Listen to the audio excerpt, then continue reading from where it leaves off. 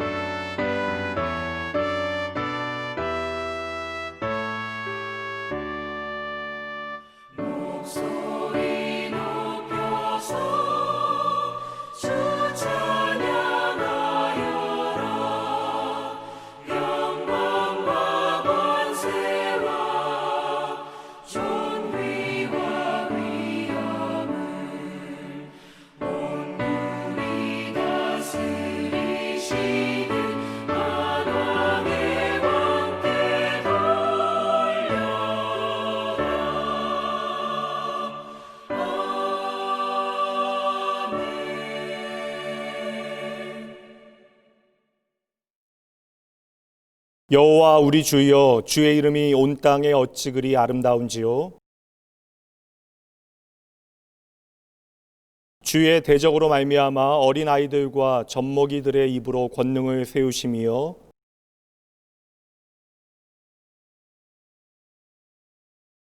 주의 손가락으로 만드신 주의 하늘과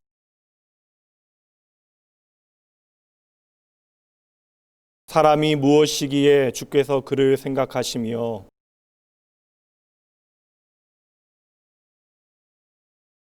그를 하나님보다 조금 못하게 하시고 주의 손으로 만드신 것을 다스리게 하시고 만물을 그의 발 아래에 두셨으니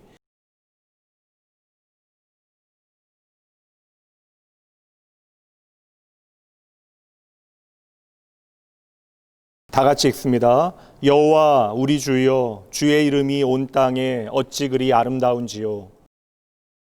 전능하사 천지를 만드신 하나님 아버지를 내가 믿사오며 그 외아들 우리 주 예수 그리스도를 믿사오니 이는 성령으로 잉태하사 동정녀 마리에게 나시고 본디오 빌라도에게 고난을 받으사 십자가에 못 박혀 죽으시고 장사한 지 사흘 만에 죽은 자 가운데서 다시 살아나시며 하늘에 오르사 전능하신 하나님 우편에 앉아 계시다가 저희로서 산자와 죽은 자를 심판하러 오시리라.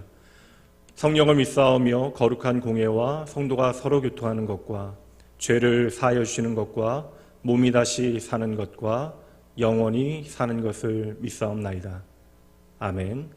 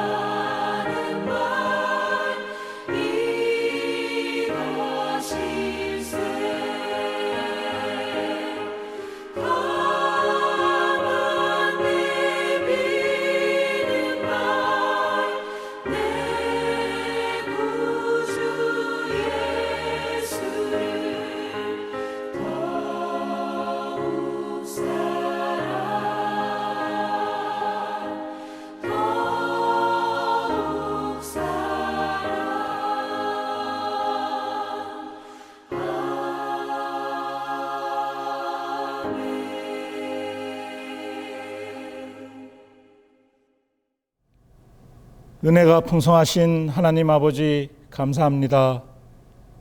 온 세계가 코로나19로 혼란스럽고 불안하고 어렵지만 2021년의 시간의 문을 여시고 주의 날 한마음으로 주님을 찬양하고 예배드릴 수 있도록 인도하심을 감사드립니다. 작년 한 해는 코로나19로 말미암아 현장 예배가 막히고 학교가 휴교되고 상인들은 휴업되어 너무나 힘든 시간을 보냈습니다. 또한 이 땅의 거민들이 코로나19로 인하여 두려워하고 있으며 확진자와 사망자가 나날이 늘어나고 있사오니 속히 백신과 치료제가 개발되게 하시고 강건한 믿음으로 질병을 이기는 은혜를 더하여 주시옵소서.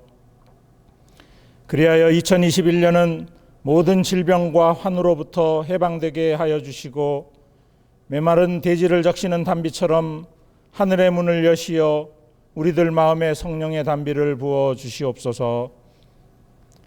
지난 한 주간의 삶이 살아가기에 급급하여 하나님의 말씀과 기도를 멀리하였사오니 용서하여 주시고 이 땅을 조화롭고 아름답게 지으신 하나님의 사랑을 깨달으며 감사를 잊지 않고 살아가는 우리가 되게 하여 주시옵소서.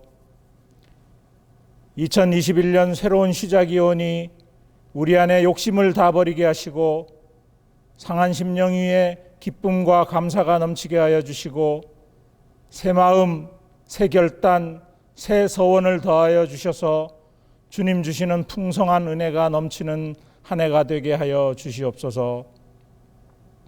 세상은 아직 코로나19로 말미암아 힘들고 어려운 여정을 지나고 있습니다. 환난 가운데 우리 성도들 너무 힘들지 않도록, 너무 두렵지 않도록, 너무 심령이 메마르지 않도록 늘 보호해 주셔서 모든 어려움을 잘 견딜 수 있도록 평강의 은혜를 더하여 주시옵소서. 오늘도 말씀으로 우리를 양육하시는 목사님을 위해 기도합니다. 성령으로 충만케 하시고 영육간의 강건함으로 채워주셔서 목사님을 통하여 신령한 축복의 말씀이 선포되게 하시고 하나님의 능력이 나타날 수 있도록 목사님에게 새 힘을 공급하여 주시옵소서. 그리고 그 말씀이 우리 성도들의 마음에 승리의 양식이 되어 세상에서 생활할 때 그리스도의 향기가 넘쳐나는 삶이 될 수 있도록 인도하여 주시옵소서. 교회 각 기관과 재직들과 섬기는 손길들을 위하여 큰 은혜 내려주시고 환난으로 인하여 우리 교회의 사역과 성도들의 신앙생활이 위축되지 않게 하시고 주어진 상황 속에서 최선을 다하여 하나님께 영광 올려드릴 수 있는 담대함을 허락하여 주시옵소서. 항상 마음과 생각을 지키시고 평강의 길로 인도하시는 예수님의 이름으로 기도드립니다. 아멘.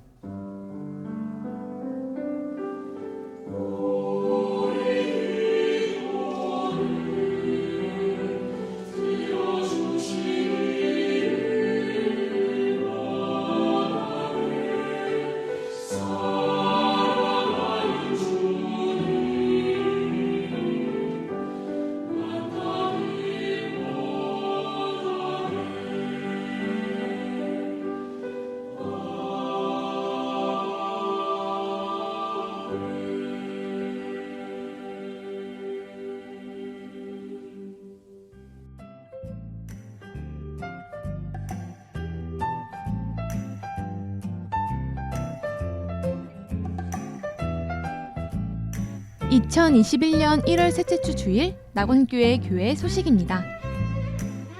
할렐루야! 오늘 주일 예배에 함께 하신 여러분 모두를 주님의 이름으로 환영합니다.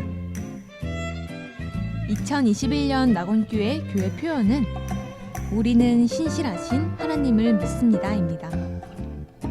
우리에게 주신 말씀을 통해서 언제나 신실하신 하나님을 경험하며 기쁨으로 믿음의 삶을 살아내시는 2021년이 되시길 바랍니다.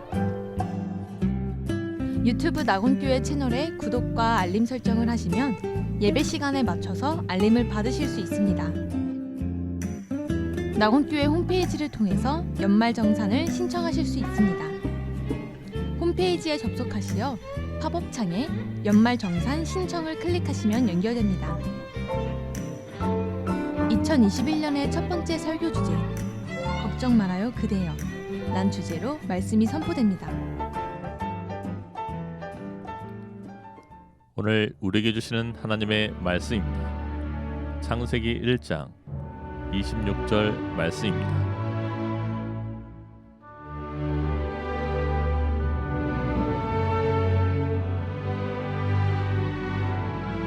하나님이 이르시되 우리의 형상을 따라 우리의 모양대로 우리가 사람을 만들고 그들로 바다의 물고기와 하늘의 새와 가축과 온 땅과 땅에 기는 모든 것을 다스리게 하자 하시고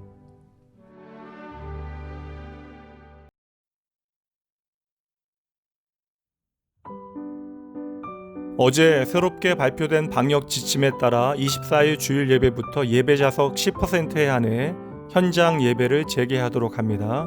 현장 주일 예배는 사전 신청해 주셔야 합니다. 단 부서 예배는 교역자들과의 회의 결과 아이들의 안전뿐만 아니라 이미 진행되어지고 있는 온라인 교육 계획에 혼선을 막기 위해 설 연휴 이후부터 드리도록 합니다. 주중 예배와 새벽 예배는 교회 동파사고 수리가 마무리되어지는 대로 25일 새벽 예배 때부터 현장 예배로 드리도록 하겠습니다. 물론 온라인 예배는 계속해서 송출되어집니다. 이번 주 토요일 교회 본당 청소를 도와주실 손길이 필요합니다. 가족별이나 개별적으로 교역자나 사무실로 신청해 주시면 됩니다. 낙원교회뿐만 아니라 한국교회 예배 회복과 성도들의 경건 생활을 위하여 함께 꼭 기도해 주시기를 부탁드립니다.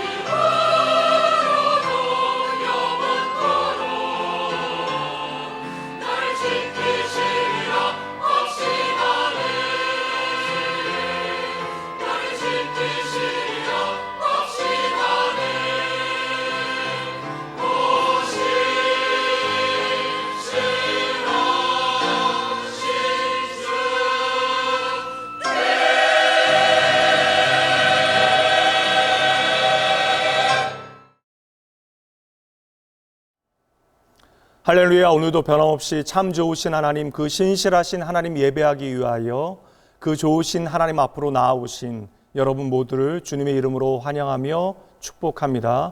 오늘은 걱정 말아요 그대여 두 번째 시간으로 나는 하나님을 닮았습니다 라는 제목으로 우리를 향하신 하나님의 마음 함께 따라가 보도록 합니다. 종종 우울증으로 마음의 부침을 경험하여 기도를 부탁하시는 성도님들을 상담하게 되어질 때가 있습니다. 누구나 살아가다 보면 인생의 여러 가지 일들로 인하여 정서적인 감정적인 어려움을 경험하게 되어질 때가 있고요. 몸의 저항력이 떨어지게 되어지면 누구나 감기에 걸리게 되어지는 것과 마찬가지로 마음의 저항력이 떨어지게 되어질 때 사람은 우울한 증상을 경험하게 되어질 수도 있다는 거예요. 그래서 우울증은 마음의 감기와 같은 것입니다. 성경 속에도 믿음의 사람들의 삶의 이야기를 우리가 따라가다 보면 때때로 우울 증상으로 인하여 고생하는 마음에 힘겨워하는 믿음의 선배들을 보게 되어집니다. 대표적인 예가 요즘 새벽마다 나누고 있는 열왕기서에 등장하는 엘리야 선지자입니다. 홀로 외로운 싸움을 내가 싸우고 있다라고 착각하게 되어진 엘리야 선지자는 어느 날 홀로 도망가서 하나님 앞에 부르짖어 나를 죽여달라라고 기도하게 되어지죠. 그리고 로뎀나무 아래에서 몇 날 며칠 잠만 자게 되어집니다. 대표적인 우울 증상이죠. 하나님을 경외하였던 욥도 마찬가지입니다. 그렇게 하나님 사랑했는데 인생에 감당 못할 광풍이 불어오게 되어지자 그도 사는 의미를 잃어버리게 되어져요. 시편 말씀에 보면 아름다운 개별적인 신앙의 개인적인 고백들이 많이 등장하고 있지만 그들도 여러 상황과 어려움 가운데 복합적인 감정으로 힘겨워하게 되어집니다. 다윗도 시편 22편과 25편에서 깊고 우울한 감정들을 토해냅니다. 교회사 가운데서도 마틴 루터와 스펄전 목사님이 대표적인 경우인데요. 마틴 루터는 중세의 교회가 하나님을 완전히 떠나가게 되어지자 다시 성경으로 돌아가자, 성경적인 기독교로 돌아가자 하며 종교개혁의 불꽃을 터뜨렸던 믿음의 용장이 바로 마틴 루터이죠. 근데 그 사람조차도 우울증으로 오랜 세월을 고생하게 되어집니다. 목회자들의 목회자라고 불리우는 개혁주의 설교자였던 스펄전 목사님께서도 평생을 몸의 질병과 우울증으로 고생하게 되어집니다. 특별히 그의 가족사와 오래된 지병은 평생 그를 괴롭혔고 그 뛰어난 설교자로 하여금 22년의 사역 가운데 3분의 1을 설교하지 못하게 만들었습니다. 성도 여러분, 믿는 사람이 무슨 우울증이냐 하시면 절대 안 돼요. 이 말은 믿는 사람은 결코 감기에 걸리지 않는다 하는 말과 같은 것입니다. 욥의 친구들이 스스로 의로운 척하며 결국 욥을 위로하기 위해서 왔다라고 이야기하지만 욥을 향하여 무엇이라고 말합니까? 영적으로 강건해져라, 회개하라 다그칩니다. 그러다가 하나님께 제대로 혼나게 되어지죠. 얼마나 부끄러운 일이 되어져요. 참으로 고단한 몸과 마음의 짐 가운데 인간은 누구나 그 마음이 지치고 피곤하게 되어질 때가 있습니다. 그러니 나는 오늘 괜찮다라고 외면하시면 안 돼요. 그러다 보면 어느새 문제가 더 심각해집니다. 더 커지게 되어지는 것이죠. 오늘 내가 도리어 연약하기 때문에 크신 하나님의 은혜가 필요하다는 사실을 여러분 인정하셔야 돼요. 오늘 내가 나의 연약함으로 인하여 하나님의 은혜를 더욱더 갈망하게 되어진다면, 하나님의 은혜를 구하게 되어진다면 이것이 우리에게 축복이 되어지는 것이죠. 하나님 없는 세상 가운데 잘되고 성공하는 것보다 날마다 하나님을 더욱더 갈급함으로 구하는 것이 비교할 수 없는 영광이 되어지면 여러분 꼭 기억하셔야 합니다. 대신 중요한 것은 믿음의 사람들은 솔직하다라는 거예요.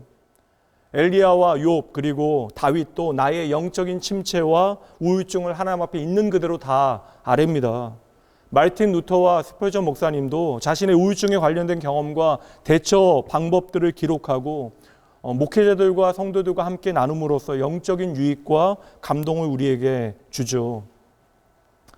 잠시 마틴 루터가 제시하였던 우울증 해결책을 나누어 봅니다. 4가지였는데요. 첫째는 혼자 있지 말라. 다른 사람의 도움을 구하라는 거예요. 둘째, 그 순간에도 내가 우울증을 경험하게 되어지는 그 순간에도 하나님을 찬양하고 하나님께 감사하라. 셋째, 그때가 하나님의 말씀의 은혜를, 그 말씀의 능력을 깊이 의지할 때이다. 넷째, 성령의 임재를 확신하고 휴식을 취하라. 여러분 기억하셔야 돼요. 수많은 믿음의 선배들도 다양한 이유로 우울증을 경험하게 되어지고 그 가운데 괴로워하지만 그들은 더 간절함으로 하나님 의지하여 그 모든 어려움을 뛰어넘어 하나님의 큰 일을 이루어냈습니다. 중요한 사실은요, 루터의 말대로 내 마음이 우울할 그때에 하나님의 말씀을 더 깊이 의지하여야 한다라는 것입니다. 참 흥미로운 사실은 성도들은요, 나의 우울증을 드러내기를 힘들어해요. 그러니까 신앙생활을 오래 하면 오래 할수록 그런 감정들을 드러내는 것에 대하여 죄책감을 경험하는 것 같아요. 그리고 목회자인 제게 기도를 부탁할 때에도 많은 경우에 내가 우울한데 왜 우울한지 모르겠다라는 이야기를 하시는 분들이 많이 계십니다. 왜 우울하냐라고 묻게 되어지면 특별히 나쁜 일이 벌어지는 것도 아니고 특별히 좋은 일이 있는 것도 아니래요. 일상은 늘 그만한데 내 안에 우울증이 언제부턴가 시작되어져서 그것이 계속 되어진다라는 것이죠. 근데 여러분, 우리의 마음 안에 자리를 차지하게 되어진 우울증이 무서운 이유는 어느새 내가 무가치하다라고 느껴지게 되어지기 때문에 그러합니다. 그리고 내 삶이 무의미하게 여겨지는 것이죠. 언젠가 이유를 알 수 없는 우울감 때문에 삶이 너무나 무기력하다라고 기도를 부탁했던 성도님에게 무슨 말씀을 나누면 좋을까 생각하다가 저는 잠시 제 이야기를 나누었습니다. 저도 그분에게 고백했어요. 저도 목사이지만 제 자신이 무가치하다라고 생각할 때가 참으로 많았습니다. 제가 미국에서 공부할 때 목회자의 영적 침체와 번아웃에 대하여 보고서를 한번 작성한 적이 있는데요. 참 놀랐어요. 목회자의 영적 침체와 우울감에 대하여 기록되어진 책이 수백 권이 넘었습니다. 이 시간에 책 하나를 소개하도록 하겠습니다. 한국에서는 이미 절판되어진 책이 안 나오는 책인데 이 책입니다. 볼프 에르부르라고 하는 작가의 커다란 질문이라고 하는 책인데요. 작가의 전작이 아주 유명합니다. 누가 내 머리에 똥 쌌어 라고 하는 책이 한국에서 히트를 하게 되어지고 그래서 이 책이 출간되어졌는데 이 책은 사실 좀 죽음의 문제에 대해서 삶과 죽음의 문제에 대해서 다루고 있기 때문에 한국 문화에는 이것이 조금 어렵게 다가왔던 것 같아요. 근데 책을 펼쳐서 읽다 보면 각 장마다 사람이나 동물이나 사물이 하나씩 등장하게 되어집니다. 그리고 한 줄의 문장이 기록되어져 있어요. 몇 개만 소개할게요. 형은 내 생일을 축하하기 위해서, 비행사는 하늘에 있는 구름과 입맞추기 위해서, 할머니는 나를 아껴주기 위해서, 새는 노래하기 위해서, 뚱뚱한 아저씨는 먹기 위해서, 숫자 3은 언젠가 내가 셋까지 셀 줄 알게 되기 위해서, 정원사는 참을성을 배우기 위해서, 바위는 그냥 여기에 머물러 있기 위해서. 책장을 넘기다 보면 이미 질문이 무엇인지를 들은 듯해요. 어린아이의 커다란 질문은 바로 너는 왜 태어났니?입니다. 그리고 책이 중간 정도 넘어갈 때 즈음 되면 충격적인 답변 하나를 우리가 읽게 되어져요. 어린이 책인데 이렇게 이야기합니다. 죽음은 삶을 더 사랑하기 위해서야. 그렇지 않아도 하루하루가 살기 힘들고요. 당장 팬데믹으로 일상이 우울하기 그지없는데 내 삶이 왜 가치 있는가를 죽음을 통해서 확인해야 한다라고 하는 이 이야기가 어찌 보면 허울 좋은 관념이나 사색처럼 여겨집니다. 그런데 여러분, 저와 여러분에게 이러한 질문은 참으로 중요한 거예요. 왜냐하면 세상이 생각하기에는 죽음이 마지막이라고 이야기하는데 저와 여러분에게는 죽음이 결코 끝이 아니기 때문에 그러합니다. 그러므로 오늘 우리는 이 땅을 살아가며 우리의 삶을 사랑해야 할 이유를 이 시간, 이 자리에서 분명 발견해야 하는 것이죠. 심지어 죽음조차도 우리의 삶에 절망이 되어지지 못하는 이유를 여러분 붙잡으셔야 하는 것입니다. 작년에 사랑하는 가족을 잃고 힘들어하던 한 자매가 연말이 되어 제게 보낸 긴 분량의 문자의 마지막 말은요, 그럼에도 하나님께 참으로 감사합니다라는 고백이었습니다. 여러분, 세상이 결코 이해할 수 없는 고백이잖아요. 내 삶에 당장 어떠한 소망이 없어 보이고 그저 하루하루 버티는 것이 전부인 것처럼 여겨집니다. 그렇게 하루하루를 살아가다 보면 I'm nothing, 내가 아무것도 아닌 것처럼 여겨지는 바로 그때에 여러분 바로 그 순간 반드시 기억하셔야 합니다. 이제 오늘 본문 말씀 보도록 할게요. 하나님이 이르시되 우리의 형상을 따라 우리의 모양대로 우리가 사람을 만들고 그들로 바다의 물고기와 하늘의 새와 가축과 온 땅과 땅에 기는 모든 것을 다스리게 하자 하시고, 하나님이 자기 형상 곧 하나님의 형상대로 사람을 창조하시되 남자와 여자를 창조하시고, 하나님이 그들에게 복을 주시며 하나님이 그들에게 이르시되 생육하고 번성하여 땅에 충만하라, 땅을 정복하라, 바다의 물고기와 하늘의 새와 땅에 움직이는 모든 생물을 다스리라 하시니라. 아멘. 오늘 저와 여러분은 하나님의 형상에 대하여 나누어 보려 합니다. 사실 하나님의 형상이라고 하는 표현은 성경에 도드라지는 중심 주제는 아닙니다. 거의 등장하지 않아요. 그럼에도 불구하고 이 주제가 성경의 시작 부분에서 가장 극적으로 선포되어지는데, 보세요 여러분, 그것도 다른 이가 아니라 하나님 당신의 목소리를 통하여 오늘 저와 여러분에게 들려주고 있는 것입니다. 불과 세 줄에 불과한 하나님의 이 선언은요, 인간은 무엇인가, 그리고 나는 누구인가, 나는 무엇을 위하여 살아가는가에 대한 가장 확실한 답을 우리에게 선언하고 있는 것이죠. 저는 이 말씀, 우리가 하나님의 형상대로 창조되어졌다라는 말씀을 통하여 성경이 기록되어진 목적과 이유를 발견하게 되어지고요, 이 하나님의 형상이라고 하는 표현에 담겨져 있는 하나님의 진심, 그리고 하나님의 전심이 무엇인지를 발견하게 되어집니다. 그래서 참으로 감사해요. 저는 이 하나님의 형상이라고 하는 말을 통하여 이 말씀을 확신하게 됩니다. 요한복음 3장 16절입니다. 하나님이 세상을 이처럼 사랑하사 독생자를 주셨으니 이는 그를 믿는 자마다 멸망하지 않고 영생을 얻게 하려 하심이라. 하나님이 세상을 이처럼 사랑하사, 이것은 독생자 예수 그리스도를 통한 구원의 역사이기도 하지만 저와 여러분을 하나님의 형상대로 창조하신 창조주 하나님의 사랑이기도 합니다. 그러므로 예수 그리스도의 십자가는 바로 잃어버린 하나님의 형상을 회복하는 하나님의 은혜와 사랑의 증거가 되어지는 것이죠. 사랑하는 나온교회 성도 여러분, 오늘 나의 존재가 의미 없게 여겨지신다면, 오늘 나의 삶이 무의미하게 여겨지고 삶의 활력과 에너지가 어느새 바닥을 치고 있다면, 우리가 인생의 여러 가지 문제들로 씨름할 그때 꼭 기억하셔야 합니다. 여러분은 하나님에 의해 하나님의 형상대로 하나님의 영광을 위하여 창조되었습니다. 다시 한번 말씀드립니다. 여러분은 하나님에 의해 하나님의 형상대로 하나님의 영광을 위하여 이 땅에 존재합니다. 의심하실 필요 없어요. 여러분, 외면하실 필요가 없습니다. 이 말은 제 말이 아니라 살아계신 하나님의 약속입니다. 성경의 인간을 향한 첫 번째 선언이 무엇이에요? 바로 하나님의 약속의 말씀인데, 그것은 바로 우리의 형상을 따라 우리의 모양대로 우리가 사람을 만들자. 하나님께서는 오늘 저와 여러분을 향하여 선언하시는 것이죠. 오늘 내 자신을 아무리 보고 또 보아도 우리에게서 하나님의 형상, 하나님의 이미지를 발견할 수는 없지만, 그래도 여러분 믿으셔야 돼요. 하나님께서 오늘 우리에게 약속하셨기 때문입니다. 하나님께서는 당신의 형상대로, 당신의 모양대로 저와 여러분을 만드셨고, 그래서 오늘도 이 세상에 당신의 사람들을 통하여 당신을 드러내신다라는 것입니다. 여러분, 이 의미가 얼마나 대단한지 아시겠습니까? 저와 여러분은 그저 이 땅 가운데 잘 먹고 잘 사는 폼생폼사하기 위하여 존재하는 인생이 아니라는 것이에요. 우리가 하나님의 형상대로 창조되어졌다는 것은 우리는 하나님께서 만드신 세상에서 보이지 아니하신 하나님을 드러내기 위하여 오늘도 살아서 숨쉬고 말하고 노래하고 움직이는 하나님의 이미지라는 것이죠. 저와 여러분이 바로 하나님을 드러내는 하나님의 이미지입니다.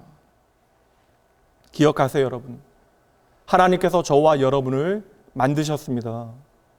이 하나님의 선언 가운데 하나님께서 보여주신 하나님의 전심, 하나님의 본심이 무엇인지 여러분 붙잡으셔야 합니다.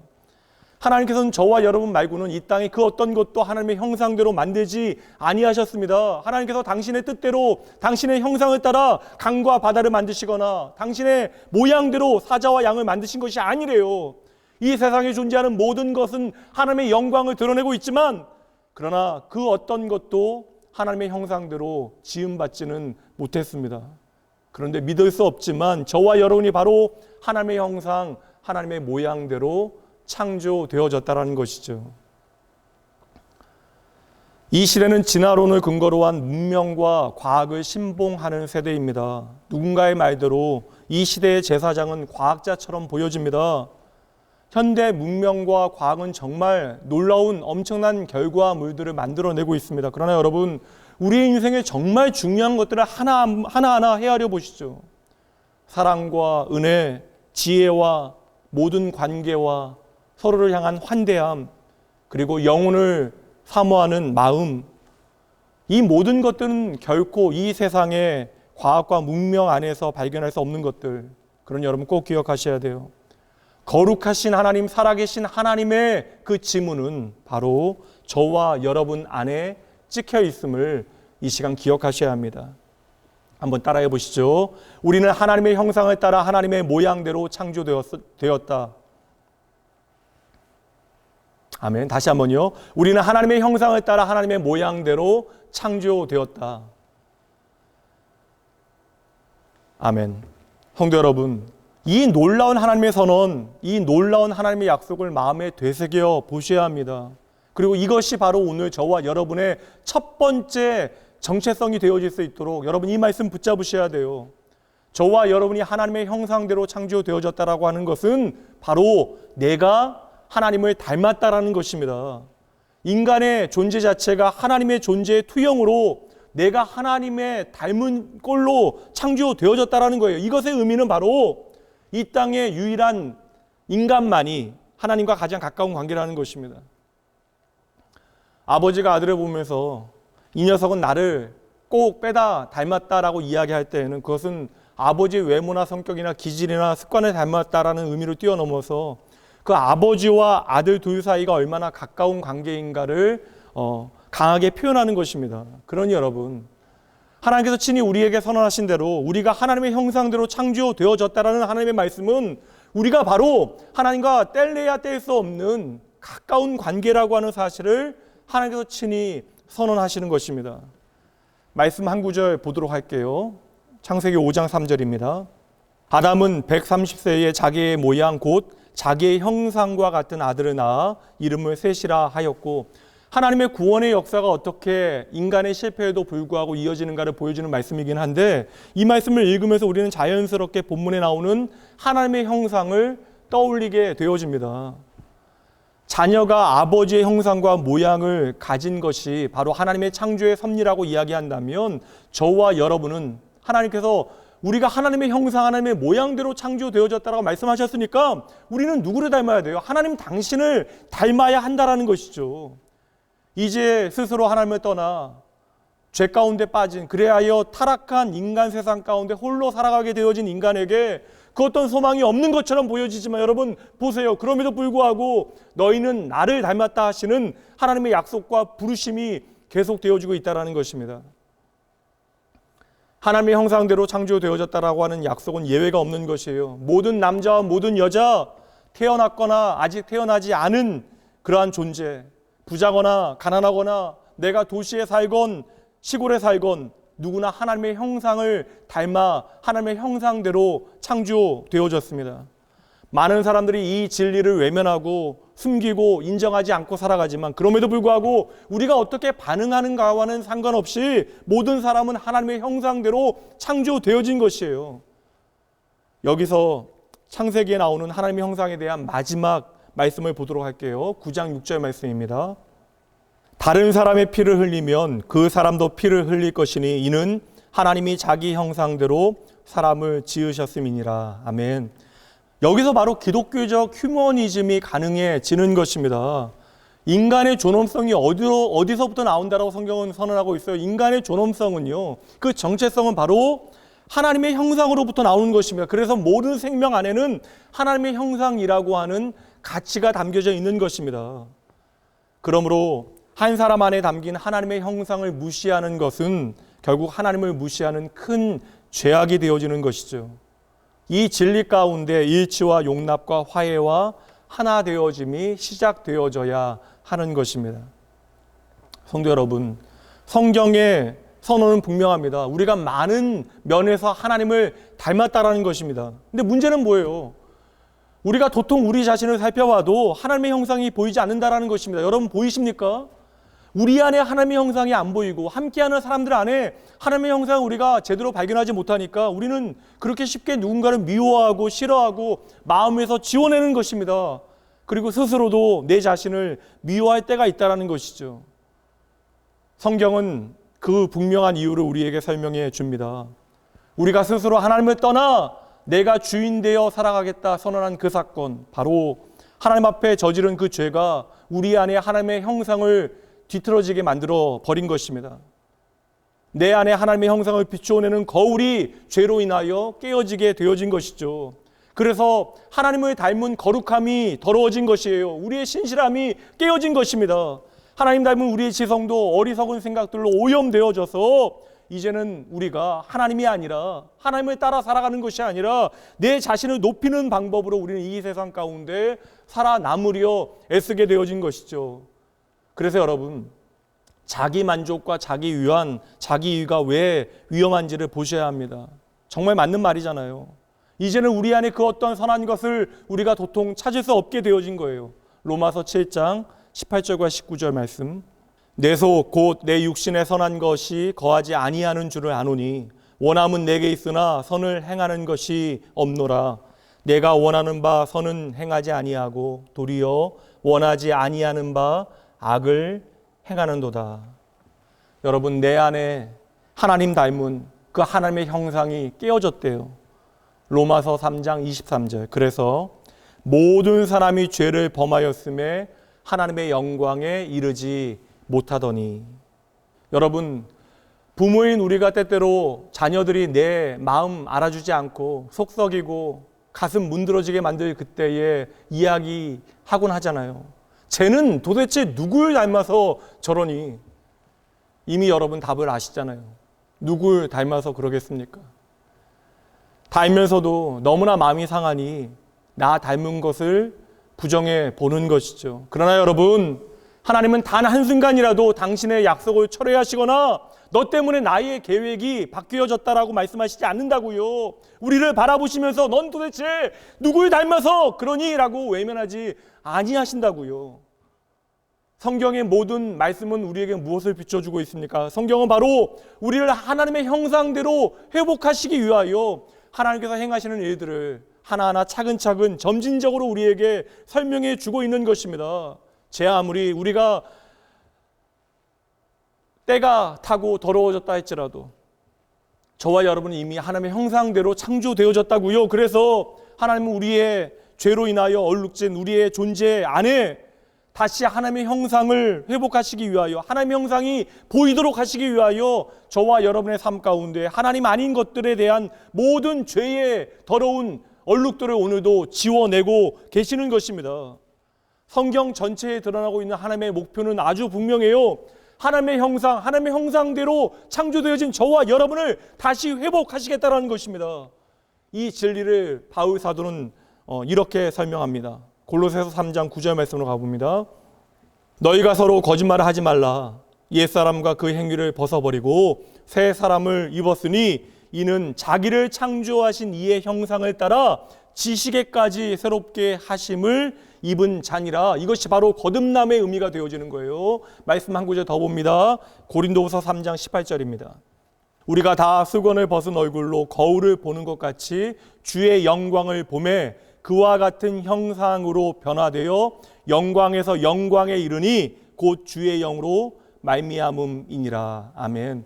다시 여러분 로마서 3장 23절로 가봅니다. 모든 사람이 죄를 범하였음에 하나님의 영광에 이르지 못하더니, 다시 고린도후서 3장 18절이요. 우리가 다 수건을 벗은 얼굴로 거울을 보는 것 같이 주의 영광을 보매 그와 같은 형상으로 변화되어 영광에서 영광에 이르니. 우리의 죄로 하나님의 형상이 깨어지고 그래서 더 이상 하나님의 영광에 이르지 못하였던 저와 여러분이 다시 하나님의 영광에 이르게 되어졌대요. 이것이 바로 예수 그리스도의 십자가 사건입니다. 그러므로 이제 우리는 이 말씀을 믿고 고백할 수 있게 되어진 것이죠. 고린도후서 5장 17절. 그런즉 누구든지 그리스도 안에 있으면 새로운 피조물이라. 이전 것은 지나갔으니 보라 새 것이 되었다. 저는 이 성경의 진리 까닭에 이 시대의 모든 대중심리학은 유익하더라도 그 기초가 잘못되어졌다라고 확신합니다. 현대 심리학은 내 모든 마음의 짐을 다른 사람들에게 옮겨놓고 내 가치를 내 안에서, 나의 내면 안에서 찾아내라 말합니다. 잠시 심리적인 위안을 얻어낼 수 있을지는 몰라요. 그러나 내가 나를 더 아끼고 더 가꾸고 더 멋져지게 이해함으로, 그렇게 표현함으로 나의 가치를 높아지게 만들 수 있다라고 하는 그 모든 격려와 동기부여는 거짓말입니다. 내가 자산이 많아지고 내가 건강해질 때 웰빙할 수 있다라고 하는 것도 모두 그럴듯한 거짓말이에요. 물론 여러분, 우리의 인생이 죽음으로 끝난다면 이 모든 것은 정답입니다. 그러나 여러분, 우리는 결코 죽음으로 끝나는 존재가 아니에요. 성도 여러분, 여러분의 이해를 돕기 위하여 극단적으로 설명해 봅니다. 오늘의 팬데믹으로 성도들의 개인적인 경건이 무너지고 있습니다. 예배조차 드리지 않는 성도들이 많아져요. 예배가 우리에게 절대적인 것인데 선택사항이 되어집니다. 예배를 드리기 위하여 불편을 감수하지 아니하고 심지어 헌금도 돈의 문제로 이해하게 되어집니다. 요사이 내가 제대로 말씀을 읽어본 적이 언제인지, 제대로 하나님 앞에 기도해 본 적이 언제인지 기억이 나지 않는 사람들이 있어요. 기도하지 않는 권사, 예배 드리지 않는 집사가 되어도 부담이 되어지지 않습니다. 사람들이 나를 보지 않으니 이제 마음이 불편할 것도 없어요. 물론 여러분, 이 모든 것이 결코 경건한 성도의 삶의 자세는 아닙니다. 그러나 여러분, 그렇다 할지라도 이 모든 것이 하나님의 판단의 근거가 되어질 수 없습니다. 하나님께서는 오늘 저와 여러분이 무엇인가를 더 열심히 해서 저와 여러분을 더 사랑하시고 더 귀하게 여기시는 것이 아니라는 것이에요. 하나님의 말씀 그대로 이 시간 여러분들에게 말씀드립니다. 오늘 여러분의 예배가 엉망이 되어지고 헌금과 신앙 고백이 엉망이 되어지고 여러분의 경건 생활이 엉망이 되어지고 그렇게 여러분 안에 도무지 선한 것이 하나도 없다 할지라도 하나님께서는 당신의 형상대로 당신의 모양대로 저와 여러분을 만드셨기에 저와 여러분이 소중하고 훌륭한 것입니다. 여러분, 그것만으로 충분한 것이에요. 하나님께서는 여러분을 하나님의 형상대로 창조하셨기에 오늘도 여러분을 소중히 여기시고 그러므로 끝까지 여러분을 책임지십니다. 그러나 단 하나, 내가 하나님의 형상대로 창조되어진 존재라고 하는 사실에 대한 확신이 있다면 오늘 나의 구체적인 삶의 자리, 그 경건 생활이 엉망이 되어지도록 우리는 내버려 두지 아니할 것입니다. 진정 살아계신 하나님을 믿고 그 신실하신 하나님께서 오늘도 내 삶 가운데 일하고 계시면 우리가 진정으로 확신한다면 신앙을 그저 관념적인 것으로 만들 수 없다라는 것이죠. 여러분, 하나님의 형상이라고 하는 것은 바로 오늘도 하나님과 나의 관계가 무엇인지를 비추어 주는 것입니다. 그러므로 내가 하나님의 형상대로 지음받은 자라고 하는 정체성을 제대로 깨닫고 그 존재에 합당한 삶을 살아가게 되어질 때 우리 안에 참된 평안과 기쁨과 만족이 주어지는 거예요. 그때 우리는 참된 기쁨과 샬롬을 누리게 되어짐을 믿으셔야 하는 것입니다. 시편 말씀에 보면 여기에 딱 맞는 다윗의 고백이 나옵니다. 시편 17편 15절입니다. 함께 읽어보죠. 나는 의로운 중에 주의 얼굴을 배우리니 깰 때에 주의 형상으로 만족하리이다. 여러분, 이것이 오늘 우리가 진정으로 누려야 하는 진짜 샬롬입니다. 팬데믹에도 불구하고 나의 엉망이 되어져 버린 재정 상태, 건강 상태에도 불구하고 내가 하나님의 형상대로 창조되어졌다라고 하는 이 놀라운 약속의 말씀 굳게 붙들고 오늘의 모든 어려움과 혼돈 가운데 여러분, 내 자신을 단단히 지켜내셔야 합니다. 한번 따라해 보시죠. 나는 하나님의 영광을 위하여 창조되었습니다. 나는 오늘도 하나님의 형상대로 빚어지고 있습니다. 아멘. 성도 여러분, 오늘 내가 이 하나님의 놀라운 약속의 말씀을 믿기로 선택하기만 하면 우리의 삶에 어느새 찾아온 그 모든 슬픔과 우울증과 두려움은 어느새 사라지게 되어질 것입니다. 믿으셔야 돼요, 여러분. 그래서 나의 가장 사랑하는 가족을 잃고 나서도 그 모든 애통함의 끝에서 그럼에도 하나님 감사합니다, 우리는 고백할 수 있게 되어지는 것이죠. 이것이 바로 믿음의 능력이 되어지는 것입니다. 그럼에도 여러분, 이런 질문 하실지 몰라요. 왜요? 하나님께서는 왜 그렇게 영원한 사랑으로 나를 사랑하시나요? 그렇다면 제가 여러분에게 질문해 볼게요. 왜요? 그렇다면 여러분은 여러분의 자녀를 왜 사랑하십니까? 제가 예전에 섬겼던 교회에 17년간 딸에게서 단 한 번도 아빠라고 하는 소리를 들어본 적이 없는 한 남자 집사님을 뵌 적이 있어요. 아이의 이름을 아무리 애타게 불러도 돌아보지 아니합니다. 중증 자폐가 있었던 그 아이는 부모와의 어떠한 상호작용조차 어려웠어요. 그럼에도 불구하고 그 아이의 아버지는 당신의 딸을 참으로 사랑했습니다. 자신에게 단 한 번도 눈길을 주지 않는 그 딸을 향하여 언제나 시선을 고정하며 살아갔습니다. 이것이 어떻게 가능한 일인지 제가 여러분에게 설명할 필요가 있겠습니까? 성도 여러분, 그럼 다시 한번 제가 여러분들에게 질문 드려봅니다. 하나님께서 왜 영원하신 사랑으로 여러분을 사랑하시고 책임지십니까? 이 사랑은 여러분과 상관없는 거예요. 오늘 여러분이 그럴듯하고 무언가를 제대로 해서 이 하나님의 사랑이 여러분을 향하고 있는 것이 아니라고요. 이 진리는 철저하게 전적으로 내가 오늘 누구의 소유인가에 달려있는 것입니다. 따라해 보시죠. 나는 하나님의 소유입니다. 다시 한번 고백해 보시죠. 나는 하나님의 소유입니다. 마지막으로 다시 한번요. 나는 하나님의 소유입니다. 하나님께서는 당신의 형상대로 당신의 모양대로 저와 여러분을 만드셨습니다. 저와 여러분의 심장에 당신의 이름으로 도장을 찍으셨대요. 하나님께서는 당신의 손으로 저와 여러분을 창조하시고 저와 여러분의 존재에 당신의 숨결을 불어 넣으셨습니다. 오늘 누군가는 우리를 향하여 가망이 없다 말할 수 있어요. 어떤 사람은 여러분을 실패자로 낙인 찍었을 수도 있습니다. 누군가는 여러분의 삶을 무가치하다 이야기하고 어느새 여러분을 자신의 삶에 지워버린 이들도 있을지 모르겠습니다. 여러분, 뭐가 상관이에요? 그들의 헛된 판단과 생각에 매이지 마세요. 자기가 어떠한 말을 하는지도 모르고 내뱉는 말들입니다. 되레 여러분 기억하셔야 돼요. 여전히 저와 여러분은 하나님의 형상 안에 존재하고 있습니다. 하나님의 형상이 우리 안에 있습니다. 이미 예수 그리스도를 통하여 내 안에 하나님의 형상을 회복하신 하나님을 향하여 저와 여러분이 예 주님 제가 여기 있습니다 말하게 되어질 때 빛이 있으라 말씀하신 그 창조의 주님께서는 오늘도 우리에게 생명의 빛을 비추실 것입니다. 마태복음 5장 16절 말씀이에요. 이같이 너희 빛이 사람 앞에 비치게 하여 그들로 너희 착한 행실을 보고 하늘에 계신 너희 아버지께 영광을 돌리게 하라.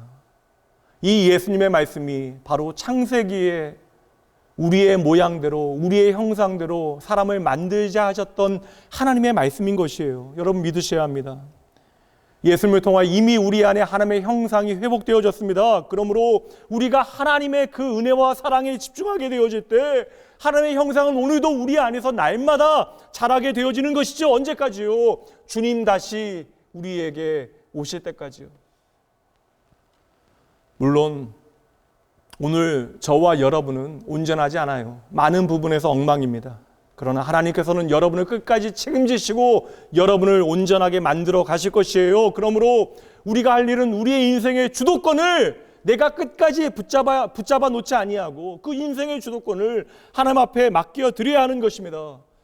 마태복음 11장 28절부터 말씀 봅니다. 그래서 주님께서 오늘도 저와 여러분을 초청하시는 거예요.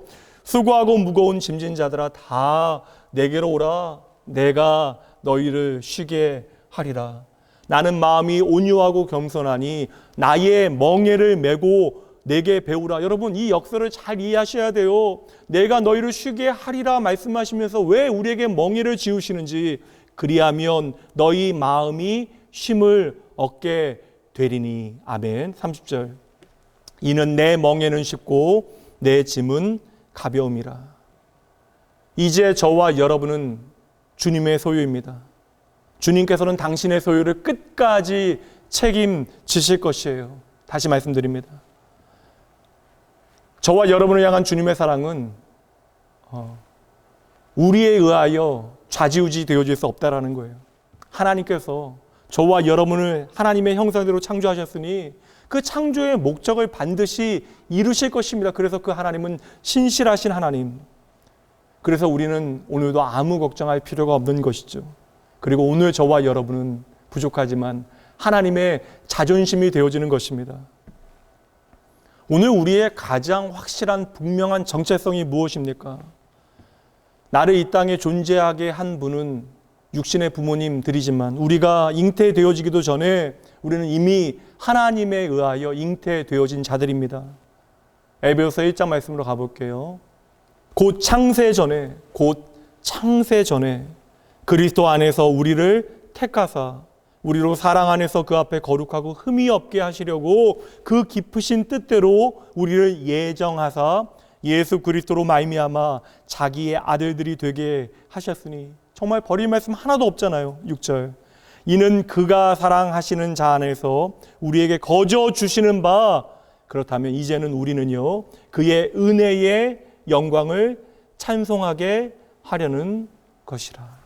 아멘, 아멘. 성도 여러분, 저와 여러분 결코 그저 우연의 결과가 아닙니다. 유전학이나 진화의 무작위적인 우연의 사건이 아니라는 거예요. 그러므로 오늘 우리는 내가 가진 것이나 나의 직장이나 SNS 팔로워 숫자로 정의되어질 수 없는 것이죠. 우리는 내가 입은 옷이나 타는 차로 정의되어질 수 없는 것입니다. 오늘 여러분이 실직했어도 상관없어요. 반대로 여러분이 남들보다 돈이 많고 우리의 집이 남들보다 훨씬 더 커도 여러분 상관없는 문제입니다. 여러분이 인기가 많건 적건, 찾는 사람이 많건 아니건 상관이 없어요.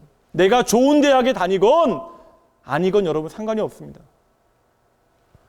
오늘 나는 예수 안에서 하나님의 형상을 닮아가고 있습니다.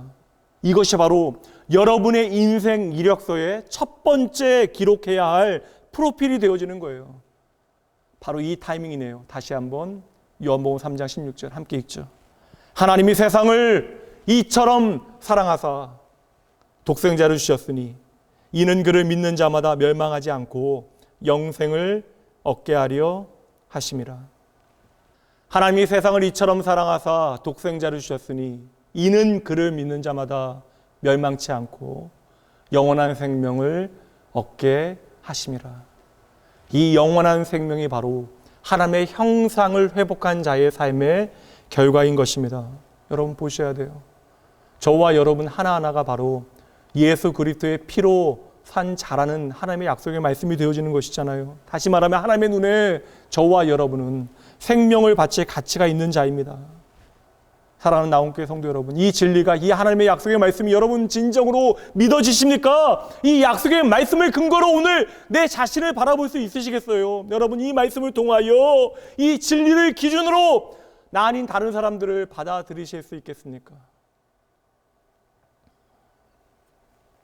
이 놀라운 하나님의 약속의 말씀 붙들고 하나님의 부르심, 이 거룩한 초대에 응한다면 그때부터 나의 삶이, 그리고 우리의 삶이, 주의 몸된 교회가 어떻게 변하게 되어질까요?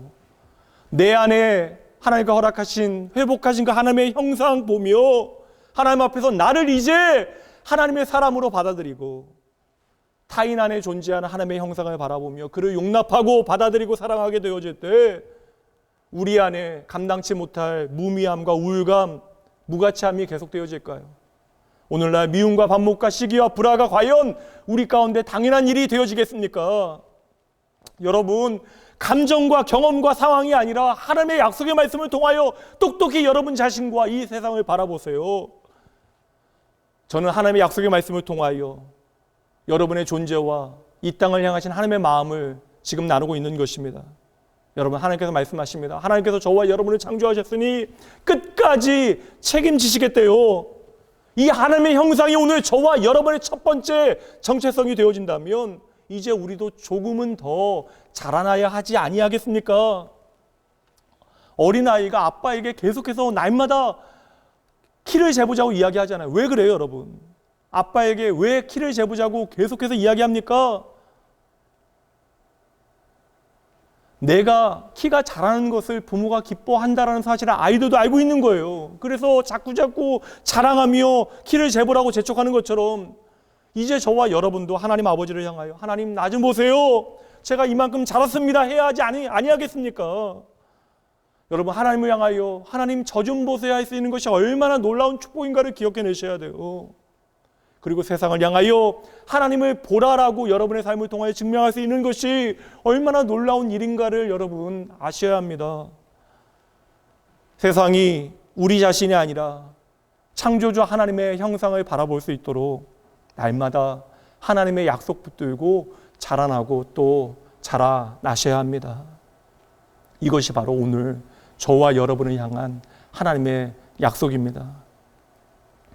여러분, 말씀 마칩니다.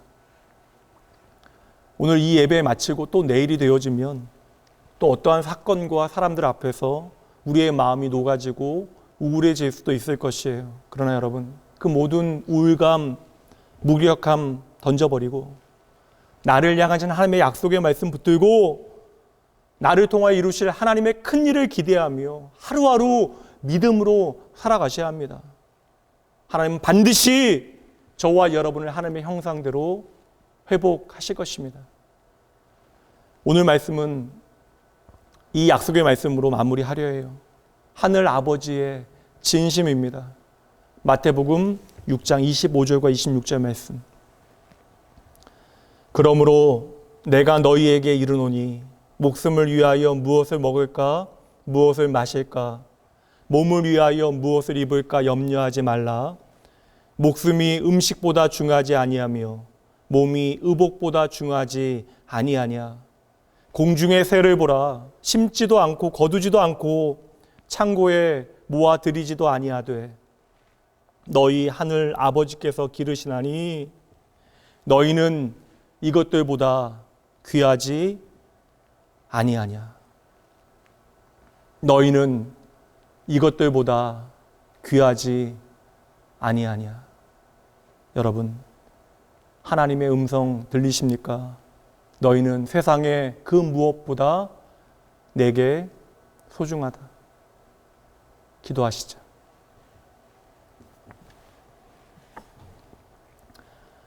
하나님, 나의 사랑하는 아버지, 이 고백이 가능하게 되어진 것 오직 하나님의 은혜입니다.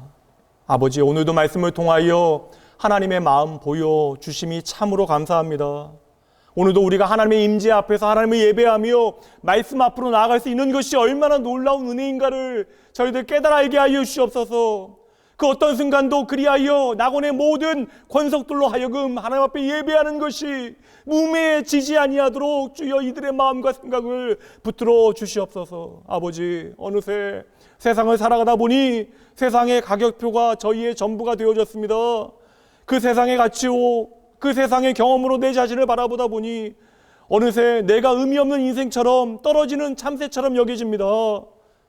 참으로 우울하고 답이 없는 현실 가운데 믿음의 눈을 다시 들어 하나님의 음성 듣게 하여 주시옵소서.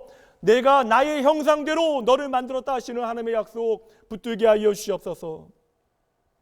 세상의 모든 피조물, 심지어 들의 꽃 하나도 참새 한 마리도 지키시는 하나님께서 오늘 당신의 형상대로 창조되어진 자녀를 끝까지 책임지심을 믿음으로 바라보게 하시어 하나님의 시선과 가치로 오늘 나의 존재와 삶을 바라볼 수 있도록 주여 은혜를 더하여 주시옵소서. 주여 저희들은 오늘을 넉넉히 이겨갈 수 있도록 이 팬데믹의 현실 가운데 걱정할 것 너무나 많이 있지만 주의 약속의 말씀 단단히 붙들고 걱정하지 아니하도록 주여 저희를 단단히 붙들어 주시옵소서. 당장 나를 주눅들게 만들고 걱정하게 만드는 모든 현실로부터 나의 눈을 들어 그 어떤 순간에도 나의 삶에 하나님이 어떠한 분인가를 잊지 말게 하시고 하나님의 사랑이 결코 나를 떠나지 아니함을 반드시 기억하게 하여 주시옵소서. 새롭게 시작되어지는 한 주, 하나님 닮은 하나님의 자녀의 삶을 하나님 앞에서 세상을 향하여 담대하게 살아갈 수 있도록 저희들을 지키시고 인도하여 주실 나의 구원, 나의 생명, 나의 모든 것 되신 예수님 이름으로 간절히 기도합니다. 아멘.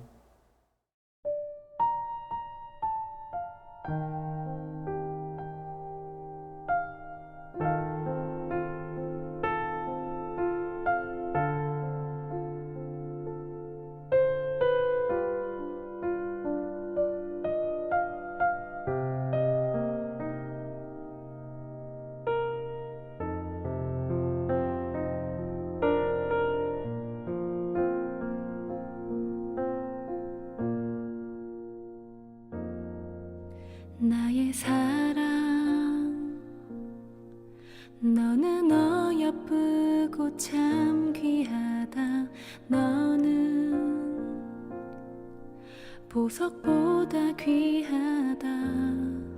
내가 사랑스럽지 않을 때 너를 온전히 사랑하고 너와 함께하려 내가 왔노라.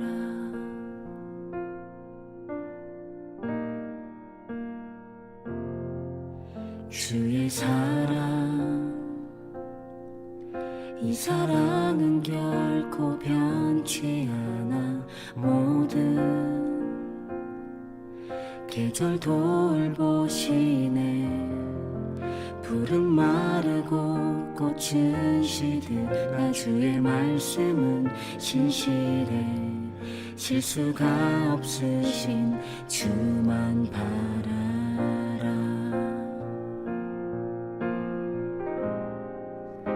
주님의 나라와 뜻이 나의 삶 속에 임하시며 주님 알기를 주만 보기를 소망해.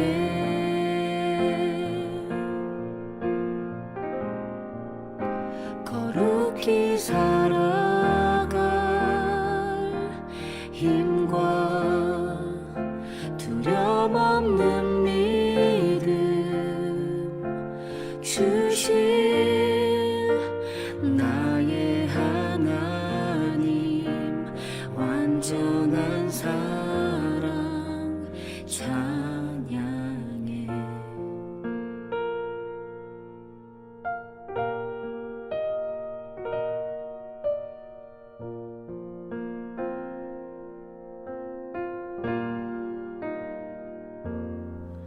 주의 사랑, 이 사랑은 결코 변치 않아. 모든 계절 돌보시네. 푸른 마르고 꽃은 시드나 주의 말씀은 신실해. 실수가 없으신 주만 바라라. 주님의 나라와 뜻이 나의 삶 속에 임하시며 주님 알기를 주만 보기를 소망해.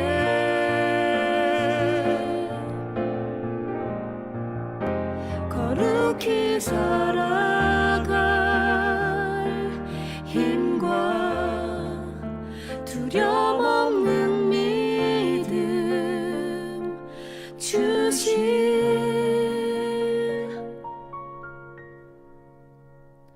나의 하나님. 완전한 사랑 찬양해.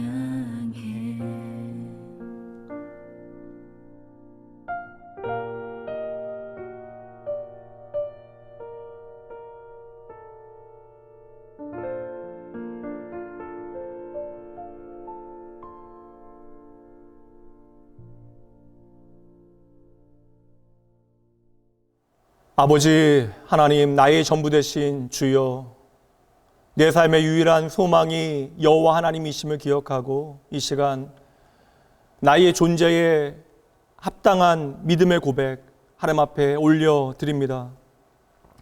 한 주 동안 건강하게 나의 삶을 살아내고 일할 수 있는 환경과 여건을 허락하여 주시되 때마다 줄이지 아니하도록 채워주신 하나님의 놀라운 은혜 앞에 저희들 그것을 기억하여 수고하고 우리가 노력하여 얻은 물질 가운데 일부를 주님께 돌려드립니다. 이 물질이 결코 내 인생의 자랑과 나의 만족되어지지 아니함을 저희들 기억하고 오직 하나님만이 나의 전부 되심을 아버지 마음 다해 하나님 앞에 고백하게 하여 주시옵소서. 오늘 나의 존재가 하나님의 은혜이며 선물입니다. 우리가 허락된 모든 것들을 통하여 주의 사랑을 드러내게 하시고 증거하게 하여 주시옵소서. 주의 사랑을 더욱더 확신하고 주의 사랑으로 더욱더 사랑하되 하나님의 형상대로 오늘 우리를 만들어 가실 예수 그리스도 바라보며 우리에게 주어진 삶의 시간들을 온전히 살아내겠습니다. 감사드리며 우리의 전부 되신 예수님 이름으로 간절히 축복하며 기도합니다. 아멘. 평화 하나님의 평강이 당신의 삶에 넘쳐나기를 평화 하나님의 평강이 당신의 삶에 가득하기를 축복합니다. 이제는 우리 주 예수 그리스도의 은혜와 하나님의 사랑하심과 성령 하나님의 함께하심이 오늘 나의 현실과 형편 가운데 내 자존심과 자신감이 바닥을 치고 내가 나를 도무지 용납하지 못하고 사랑하지 못할 그때에 나를 당신의 형상대로 창조하시고 아들까지 내어주실 만큼 나를 사랑하시는 아버지께서 끝까지 나를 붙드시고 인도하여 주실 것을 기억하고 내 삶을 온전히 하나님 앞에 맡겨드리기로 결단하는 모든 주의 백성들 위해 그들의 가정과 자녀와 모든 일터 위에 여러 가지 사정과 형편 가운데 함께 주님 앞으로 나오지 못하는 주의 백성들과 회복의 역사를 간절히 바라보는 이 나라와 민족과 열방과 주의 몸된 교회들을 위해 지금으로부터 영원까지 함께 있을지어다. 아멘.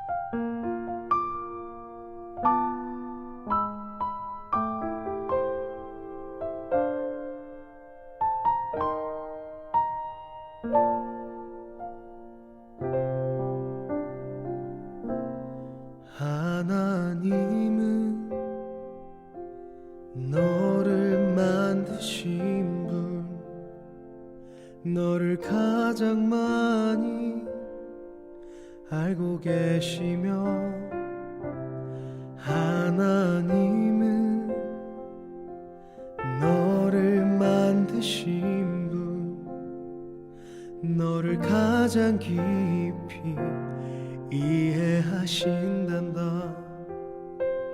하나님은 너를 지키시는 분, 너를 절대 포기하지 않으며 하나님은 너를 지키시는 분, 너를 쉬지 않고 지켜보신단다.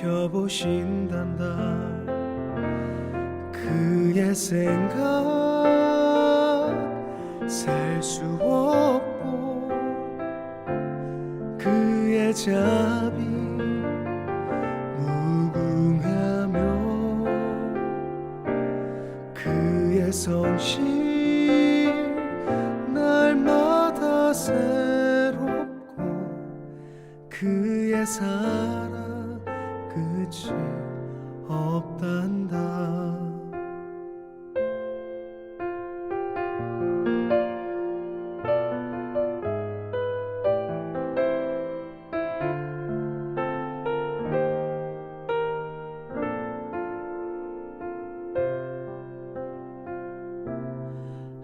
하나님은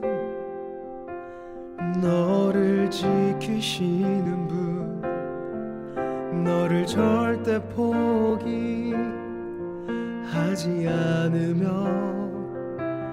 하나님은 너를 지키시는 분, 너를 쉬지 않고 지켜보신단다. 하나님은 너를 원하시는 분, 이 세상 그 무엇 그 누구보다 하나님은 너를 원하시는 분, 너와 같이 있고 싶어 하신단다. 하나님은 너를 인도하는 분, 광야에서도 폭풍 중에도 하나님은 너를 인도하는 분, 푸른 초장으로 인도하신단다. 그의 생각 셀 수 없고 그의 자비 무궁하며 그의 성실 날마다 새롭고 그의 사랑 끝이 없단다.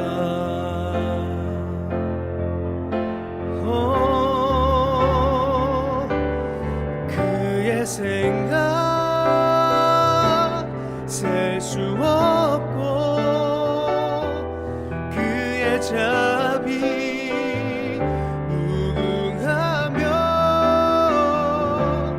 그의 성실 날마다 새롭고 그의 사랑 끝이 없단다. 그의 사랑 끝이 없단다.